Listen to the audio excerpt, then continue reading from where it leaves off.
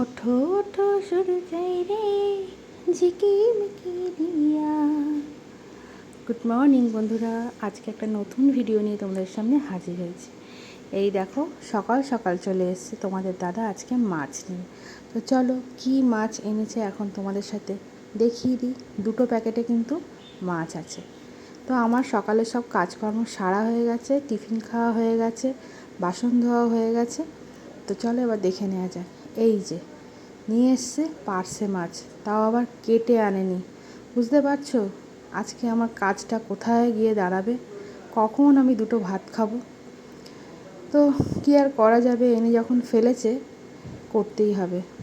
আর এই প্যাকেটটাতে কি আছে দেখো, দেখাচ্ছে এই প্যাকেটটার ভেতরে কি আছে।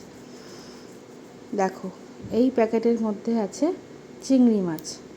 তো আজকে আমি মনে মনে ভেবেই নিয়েছি, এনেছে বলেই যে খাবো তা কিন্তু নয়। আজকে শুধু চিংড়ি মাছটাই খাবো, পার্শে মাছটা কিন্তু আমি রেখে দেবো, রান্না করব না। আর এদিকে দেখো, ডাল আমি আগে থেকে বসিয়ে দিয়েছিলাম, ওই জন্য আমার এখন ডালটা ফুটে রেডিও হয়ে গেছে। আর এখানে পাতলা পাতলা করে চিচিঙ্গে কেটে আমি ধুয়ে ঝুড়িতে জল ঝরাতে রেখে দিয়েছি। দেখো একদম পাতলা পাতলা করে কেটেছি। তো এখন আমি চিচিঙ্গেটা কড়াইতে একটু ভাপ দিয়ে নিচ্ছি, যাতে করে একটু চিচিঙ্গাটা মজে যায়।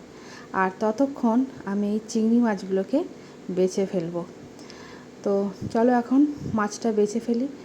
আর চিংড়ি মাছ বাছলে না, বাছতে গেলে না প্রচণ্ড হাতে গন্ধ ছাড়ে।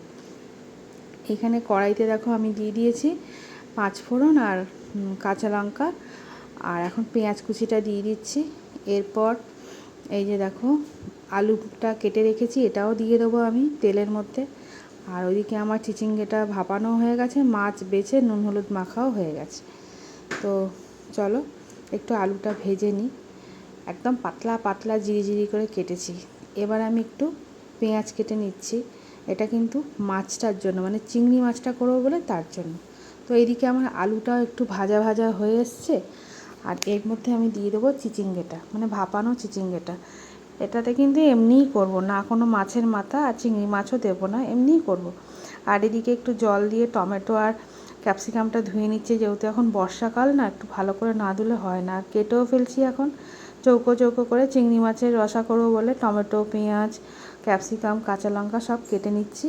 আর এইদিকে দেখো, এখন আমার রান্নাটাও প্রায় হয়ে এসছে, বেশ মাখা মাখা তরকারি। যেহেতু চিংড়ি মাছ, মাছের মাথা কিছু নেই, ওই জন্য ফ্রিজে আমার নারকোল আর ধনেপাতা ছিল, তাই একটু কুড়িয়ে নিয়েছি। আর ধনেপাতাটা কেটে নিয়ে আমি তরকারির মধ্যে দিয়ে দিলাম। এতে কিন্তু চিচিঙ্গে তরকারির স্বাদ দ্বিগুণ হয়ে যায়। কখনো তোমরা করে দেখো এরকমভাবে। আর এদিকে দেখো, মাছের নুন হলুদ দিয়ে দিয়েছি, মাখিয়ে নিই। আর এদিকে এই যে মাছের রসাটা করব বলে সব রেডি করে কেটে নিয়ে চলে এসেছি একেবারে। তো চলো এখন কড়াইতে তেল গরম করতে দিয়ে দিয়েছি। এবার চিংড়ি মাছগুলো ভালো করে নুন হলুদটা মাখিয়ে ভেজে ফেলি। তেলও গরম হয়ে গেছে, চিংড়িগুলো ভেজে ফেলি। ভেবেছিলাম যে অনেকটাই চিংড়ি মাছ এনেছে, 2 রকম পদে করব, কিন্তু না, ছাড়ানোর পর দেখলাম যে 1 রকম পদেই হবে, ওই জন্য 1 রকম পদেই করলাম।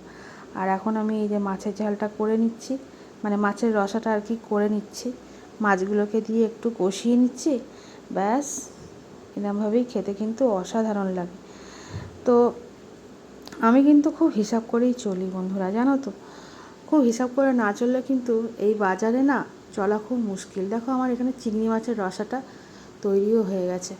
তো এবার আমি দেখিয়ে দিই আজকে তোমাদের সাথে কি কি রান্না করলাম। তোমরা তো জানোই আমি প্রায় 2-3 রকম পদের রান্না করি। তো দেখো এখানে আমার রান্না সম্পূর্ণ সব রেডি। তো এবার খাওয়ার পালা। কর্তামশাইয়ের জন্য ভাত বেড়ে নিয়ে যাচ্ছি বাটি বাটি করে সাজিয়ে। ওকে এরম বাটি করে সাজিয়ে দিলে কিন্তু খেতে ভীষণ ভালোবাসে। আর এই যে এখন আমার খাওয়া দাওয়া সারা হয়ে গেছে, এইবার বসেছি মাছ কাটবো বলে। আগে খেয়ে নিয়েছি, আগে পেট পুজো করে নিয়েছি। দেখো পেপার পেতে নিয়েছি, যাতে মাছগুলো না এদিক ওদিক ছড়িয়ে, আঁশগুলো না এদিক ওদিক ছড়িয়ে যায়। আর মেজের সাথে লেগে গেলে না এই মাছের আঁশগুলো তুলতে বিরাট কষ্ট হয়। তো এখন মাছ বাছতে আরম্ভ করে দিয়েছি। আর যেহেতু পার্শে মাছ বিশাল নরম, তার মধ্যে আমার নিচে বসে মাছ কাটতে কিন্তু ভীষণ রকম কষ্ট হয়। মাছ কাটছি আর তোমার দাদাকে বলছি যে এরকম যদি কোনোদিন করেছো না, সেদিন রান্নাবান্নাই আমি বন্ধ করে দেবো। তুমি তো জানো আমি নিচে বসে মাছ কাটতে পারি না, আমার খুব অসুবিধা হয়। তো যাই হোক, যতই রাগারাগি করি, ঝগড়া করি, রান্না তো ওকে করেই দিতে হবে। হ্যাঁ, তো চলো বন্ধুরা, আজকের ভিডিওটা এই পর্যন্তই। দেখা হবে আবার একটা ততক্ষণ পরবর্তী ভিডিওতে। দেখো এখানে আমার মাছ কাটাও হয়ে গেছে, এবার ধুতে নিয়ে যাচ্ছি।